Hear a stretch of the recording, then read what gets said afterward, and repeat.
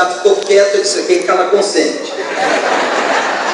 O irmão fuma, foi a segunda pergunta. Perguntaram para o gato: o irmão fuma? O irmão dele soprou o ouvido do gato. O gato fez assim, graças a Deus. Está liberto do vício, está pronto para o batismo. Jogos que esse gato nunca foi batista, não aceitou o batismo de imersão, foi ser presbiteriano. Aí o Evaldo disse assim: entendeu? O crente gato é aquele cara que só vive sendo apertado. Ele só movimenta se apertar. Ele não tem compromisso. Ele não tem coração. Ele não tem renúncia. Ele não tem comprometimento. Ele não faz o primeiro movimento. Ele não sobe nunca no monte. Volto a dizer, subir no monte aqui é tudo sentido figurado. De estar com Deus. Nós só poderemos ter uma vida de adoração que agrade a Deus, igreja, se nós tivermos tempo com Deus. Nós estamos perdendo muitas vezes as coisas mais elementares da vida cristã.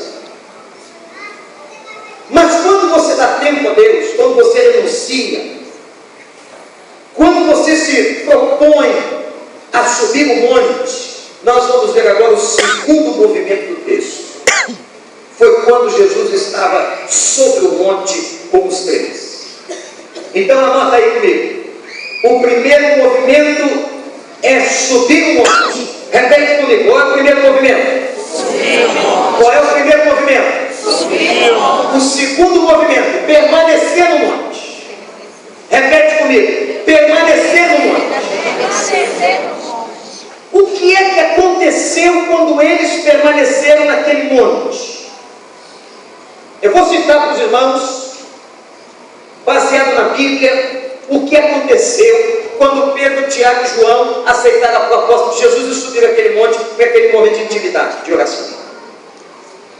Primeira coisa que aconteceu lá em cima, eles viram Jesus como eles nunca haviam visto. Anotem isso. O versículo 29 na sua Bíblia diz que Jesus teve o rosto transfigurado. Uma glória desceu sobre Jesus e o seu rosto resplandeceu. Eles já tinham dormido muitas noites ao lado de Jesus, comido com Jesus, andado com Jesus, mas eles nunca tinham visto Jesus transfigurado. Gente, anota isso no coração. Nós precisamos conhecer algumas coisas ainda sobre Jesus. Você não sabe tudo sobre Jesus. Cada vez que nós nos propomos a estar com Jesus, a entrar na intimidade com Jesus, cada vez que nós nos propomos a estar junto com Ele, nós vamos conhecer alguma coisa nova sobre Ele. Eu quero dizer a você que quando você se propôs a vir aqui, a adorar a Deus nesta noite, pela vida desta igreja, adorar o Senhor, louvar o seu nome, o Senhor Jesus está pronto a mostrar a você alguma coisa nova sobre Ele para a tua vida. Alguma coisa nova. Quando Jeremias disse na sua profecia: eu vou anunciar-te, diz ao povo de Israel, o profeta, anunciar-te-ei coisas grandes e ocultas que vocês não sabem. Meus irmãos, o que Deus faz? O que Deus faz? No ano passado, pastor Jorge, eu tive o privilégio de ser convidado pela Convenção Batista da Rússia para ser orador oficial daquela convenção. Uma semente plantada por um brasileiro, pastor Valdemiro Tchimichak, que já está na glória do Senhor.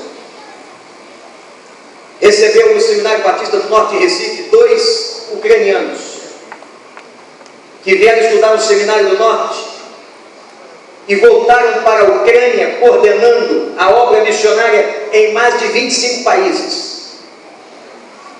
E eu estive com esses irmãos lá, treinando pastores e líderes. Quando me chegou aquele convite honroso, eu disse: mas o que eu vou encontrar na Rússia? Um país ainda cheio de resquícios da antiga União Soviética. Os irmãos estão vendo os noticiários da televisão. O que está acontecendo entre a Rússia e a Ucrânia? É mais ou menos, você quer entender aquilo? É mais ou menos Brasil e Argentina, só que pior. Por muitos anos a Rússia subjugou a Ucrânia. Só que aquela parte do leste só se fala russo. Quando eu cheguei, fui para a Rússia, eu pensei o seguinte: eu vou encontrar ali naquele país que nas escolas se ensinava a criança que Deus não existia. A primeira coisa que se ensinava para a criança na escola, no tempo da União Soviética, é que Deus era uma falsidade, era uma mentira das pessoas. E as pessoas que aprenderam sobre isso, muitas delas, eram adultos e anciãos hoje. Eu pensei comigo, o que eu vou encontrar na Rússia? Eu vou encontrar um país ateu. Como é que uma convenção se estabeleceu ali? E fui para lá, irmãos, e coloquei na minha cabeça, pensei o seguinte: eu vou encontrar uns 400, 500 russos ali. Quando eu cheguei no acampamento onde estava acontecendo a convenção, eram mais de 4.000 pessoas adorando a Deus. Quando eu olhei aquele negócio, eu disse: meus irmãos, só o poder de Deus pode fazer um negócio desse. É só a graça de Jesus. Encontrei um homem, um pastor muito simples, de muita idade, que disse para mim o seguinte: pastor Wander, meu pai batizava na floresta. Na época da União Soviética, nós batizávamos os crentes escondidos na floresta, nas madrugadas, no frio das madrugadas. Mas nós estamos aqui hoje glorificando a Deus, porque um dia Jesus se apresentou de uma maneira que nós nunca havíamos visto. Um Deus de poder, de graça, que destruiu a cortina de ferro, o Deus que liberta, o Deus que destrói todas as cortinas da nossa vida. Você crê nisso? Quando Pedro, Tiago e João chegaram ali, eles viram um Jesus que eles nunca tinham visto. Anote no seu coração: Deus tem muito para você, Deus tem muito para se revelar à sua vida. Você não sabe tudo sobre Jesus, por mais tempo que você tenha passado na igreja, Deus tem coisas grandes e firmes que você ainda não sabe. Deus quer se revelar a você de maneira mais profunda e quer ter intimidade com a tua vida. Vem para o monte. Segunda coisa que aconteceu ali, e talvez a mais difícil do texto: a aparição de Moisés e Elias. É muito fácil aqui para alguns pensarem que houve uma reencarnação. Não tem nada disso no texto, porque há uma palavra no grego que faz toda a diferença. Diz assim: e Moisés e Elias apareceram em glória. Isto é, eles estavam glorificados. Sabe por quê? Porque aquele que morreu em Cristo está vivo. O nosso Deus não é Deus de morto, mas é Deus dos vivos. Aqueles que já dormiram no Senhor, no Kairos de Deus, estão vivos. Glória a Deus. E por que Moisés e Elias? Porque Moisés era o símbolo de toda a lei da palavra, Elias era o símbolo de toda a profecia. Entre Moisés e Elias estava Jesus, a síntese dos profetas e da lei. Estava aquele que era maior do que os profetas, maior do que toda a lei. E o que eles estavam fazendo ali? O texto diz: Deus os envia para que eles falassem com Jesus acerca do êxodo. Está no texto, acerca da sua partida. Meus irmãos, a aparição de Moisés e Elias no texto é uma aparição que veio para consolar a Jesus sobre a sua partida, sobre os momentos que ele passaria de agonia na cruz. Eu posso imaginar que talvez Moisés dizendo a ele: Senhor Jesus, caminhei por aquele deserto com o povo, como foi difícil, mas Deus deu vitória a Israel. Talvez possamos imaginar Elias dizendo: eu lutei com 450 profetas de Baal, mas o Senhor Deus dos exércitos deu a vitória. O texto diz que Moisés e Elias os confortaram. Moisés e Elias falavam sobre a partida. significa isso? Olha para mim. Toda vez que nós temos comunhão, intimidade, todas as vezes que estamos aos pés de Jesus, Ele traz consolação à nossa vida. Eu não sei qual é o problema que você trouxe para aqui dentro hoje. Eu não sei qual é a tua crise, eu não sei o teu nome, eu não sei qual é a tua dor, mas se você confia em Deus, o Espírito Santo, o nosso Consolador, vai trazer consolação à tua vida, vai te motivar, vai te dar força e vai te dar vitória, porque Ele já determinou, somos mais que vencedores em Cristo Jesus. Glória a Deus. Passamos lutas, passamos tribulações, passamos agonias, passamos dores. Este Evangelho que está sendo pregado por aí não é o Evangelho do Novo Testamento. O Evangelho do Novo Testamento é cruz, o Evangelho do Novo Testamento é renúncia, o Evangelho do Novo Testamento diz que nós passaremos tribulações, mas tem de bom ânimo, eu venci o mundo, você vencerá. Moisés e Elias apareceram para confortar a Jesus. Hoje nós não precisamos de Moisés e Elias, nós temos um que é maior, o Espírito Santo que está batizado no nosso coração. Glória a Deus. Terceira coisa que aconteceu naquele monte. Estão anotando aí? Primeiro, eles viram Jesus como nunca tinham visto, viram transfigurado em glória. Segundo, viram Jesus e a aparição de Moisés e Elias. Terceiro, eles viram uma nuvem. Uma nuvem que cobriu, e toda nuvem, no pensamento judaico, no Velho Testamento, era sinal da presença de Deus, da glória de Deus. Ah, meus irmãos, quando eles viram aquela nuvem descendo sobre Jesus com o rosto resplandecendo, quando eles viram aquela nuvem e a presença dos dois varões, e eles reconhecem, não sabemos como, o texto não diz, eles reconhecem como Moisés e Elias. Eles veem também a glória do Senhor descendo e ouvem. Atenção, igreja, eles ouvem, eles escutam uma voz que sai do céu e diz assim: este é meu filho amado. Sabe o que significa isso, igreja?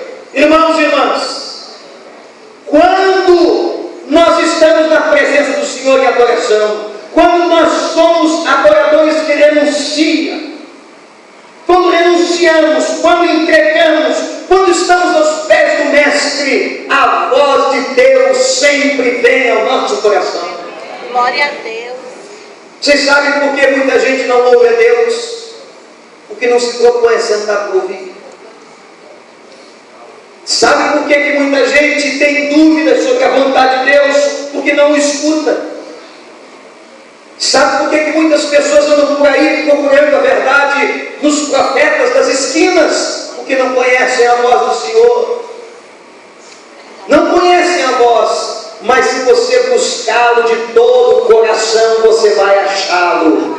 Se você procurar, você vai encontrar. Se você abrir e bater, a porta vai se abrir. Se você falar com Ele, a voz que vem do céu vai inundar o teu coração. Amém. Você acredita? Amém. Eu quero convidar vocês a que venham para esse monte, para essa intimidade, e que vocês possam não apenas subir no monte, mas viver nele.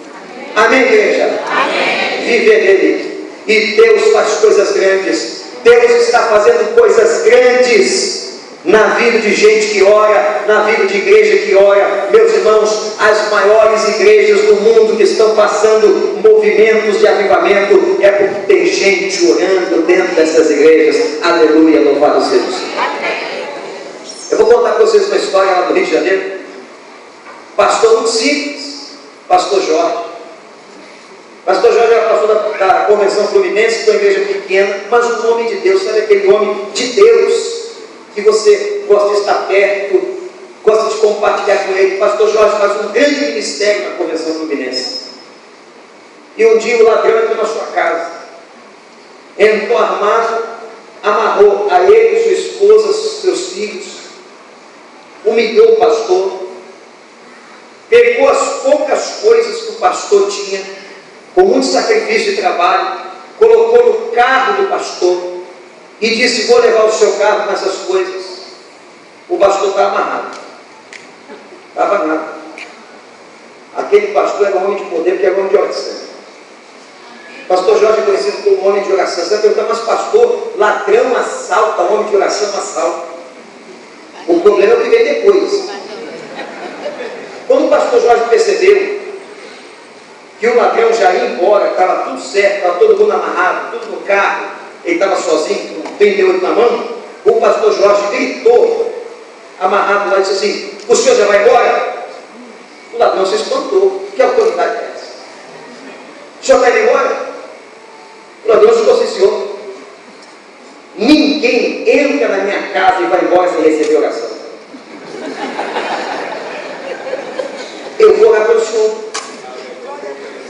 O senhor aceita? Se aceitar, sorte sua.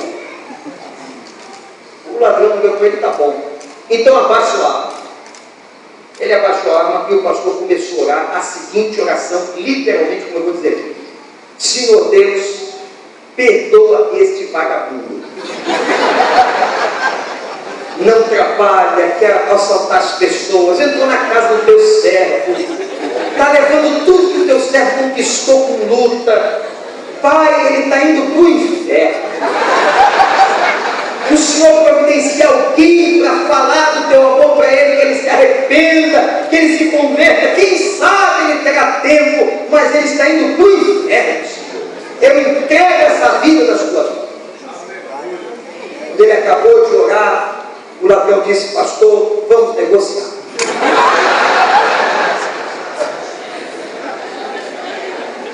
Eu estou apavorado. O ladrão falou: eu estou apavorado. Não vou levar nada seu. Deus me livre da frente, sinal da cruz. Deus me livre. Amanhã, eu não sei, não tenho como sair daqui. Eu vou levar seu carro com tudo que está dentro, eu não vou nem tirar. Mas amanhã, às 7 da manhã, o carro estará debaixo da ponte da cidade com tudo dentro, pastor. Mas, pastor, pelo amor de Deus, ore por mim. O pastor disse: se você for um ladrão de palavra, ia haver arrependimento no seu coração, Deus não dirá. Meus irmãos, no dia seguinte, o ladrãozinho de palavra, tem mais hora que muito crente, o carro estava lá debaixo da ponte. O pastor recuperou o carro e as coisas. Quando foi no domingo, quem é que entra na igreja? Quem é que se decide na hora do apelo? O ladrão. Quando foi na frente, chorando, o pastor disse assim: quem sabia de nada? O pastor disse assim: esse irmão me deu muito trabalho essa semana. Mas não há nada que se não vença com a oração. Ele está aqui, esse homem está regenerado, hoje batizado numa igreja batista da Convenção Batista Fluminense. Você vai dizer que foi o que aconteceu? Me diga aí, foi o que aconteceu? Um homem de Deus, um homem simples, intercedeu no céu. Você está entendendo a diferença de gente que vive dentro da nuvem? Você está entendendo o que eu estou dizendo? Qual é a proposta? A proposta, não estou chamando você para ser membro de igreja, não, meu amigo. Eu não estou pregando para você frequentar a igreja nos dias especiais, quando virão os melhores pregadores ou cantores do país. Não, eu estou convidando você a uma intimidade que talvez você nunca pensou em ter, a você subir esse monte e viver neste monte na glória de Deus. E ver a Jesus de maneira diferente, e ser consolado por Jesus, e viver adoração, intimidade, palavra, oração, vida com Ele. Você quer? Vamos lá, vamos ver se você lembra. Qual foi o primeiro movimento? Subir. Subir o monte. O segundo movimento foi permanecer. E o terceiro? Descer. Pedro era tão falante. Ainda dizem que ele mulher fala, mas Pedro, ele falava tanta bobagem. Ele disse: Senhor, vamos fazer, teve um surto de humildade. Surto. Fazer 3 cabanas aqui, uma para o Senhor, uma para Elias e uma para Moisés. Nós 3, eu, o Tiago e o João, a gente dorme na varanda. Mas vamos ficar por aqui. É bom a gente permanecer aqui. Meus irmãos, Jesus não respondeu uma palavra. Sabe por quê? Preste atenção no que eu vou dizer. A adoração de verdade tem efeito na vida do adorador. Vocês podem perguntar isso ao João. João, a adoração de verdade tem efeito na vida do adorador. A grande diferença de uma pessoa que canta na igreja e da outra que adora é que a vida do adorador traz efeitos, consequências. E qual foi a consequência? Quando Pedro fez a proposta, Jesus se cala. Por quê? Porque ninguém fica cheio do Espírito Santo, ninguém vive na nuvem da glória e da santidade para si mesmo. Nós não fomos chamados para os mosteiros. Nós não fomos chamados para desencadear a santidade na nossa casa ou dentro dos templos. Aliás, uma boa ideia, pastor Jorge, é o irmão sempre destemplar essa igreja. Destemplar a igreja não é vender o templo, não, mas é botar a igreja na rua. Porque se for aqui, tem que cantar na rua. A juventude tem que pregar na rua. Os adolescentes têm que ir para a rua. As crianças têm que ir para a rua. A igreja só tem sentido na rua. E ela tem que ter sentido, não só em grupo, mas na individualidade. Porque onde você chegar, chegou a igreja. Você é corpo vivo de Cristo. Você é cheio do Espírito Santo. Você chegou no seu trabalho, chegou à igreja. Você chegou na universidade, chegou à igreja. Você chegou na escola, chegou à igreja de Deus. Você é membro desse corpo. E você tem que fazer diferença nesse lugar. Quando Jesus não aceita a proposta de Pedro, ele desce e a Bíblia diz assim: e encontraram uma multidão de necessitados, e o pai de um menino sofrendo foi até ele pedir ajuda. Irmãos, quando vocês saírem daqui, é provável que hoje à noite o telefone toque, é provável que alguém bata na sua porta pedindo ajuda, que você tem a verdade, você tem a palavra. Dê essa verdade de graça, como de graça recebeste. Igreja na rua. Percebeu os três movimentos? A igreja sobe um monte, a igreja permanece, a igreja desce. Não são movimentos um após o outro, são movimentos concomitantes, são movimentos automáticos. A igreja sobe, a igreja dá prioridade, a igreja vive santidade, a igreja vê a glória de Deus, e a igreja está na rua, a igreja desce um monte para pregar esse evangelho e para fazer diferença em Salvador. Glória a Deus. Vocês têm que brilhar mais 112 anos, como o pastor disse, se Jesus não voltar. Até o dia que ele voltar, a igreja do Senhor, como noiva, triunfando na rua. Amém. Eu quero concluir e dizer o seguinte: irmãos, quando o apóstolo Paulo mais novo, a ideia daquela procissão triunfal de Roma, que caminhava nas ruas de Roma em triunfo, ele disse: nós somos o perfume, o bom perfume de Cristo, que exala, como aquele perfume que saía dos sacerdotes pagãos, e todos os romanos sentiam aquele cheiro. Paulo disse: a igreja é o perfume de Cristo neste mundo, e nós caminhamos em triunfo, e o nosso general é Cristo. Nós caminhamos em triunfo e o nosso general é Cristo. Repete isso comigo: nós caminhamos em triunfo e o nosso general é Cristo. Deus está chamando você para ser um verdadeiro adorador, para viver em santidade, em intimidade. Portanto, sobe o monte, viva no monte, desça do monte, em comunhão e para a glória do Senhor resplandeça a luz de Jesus.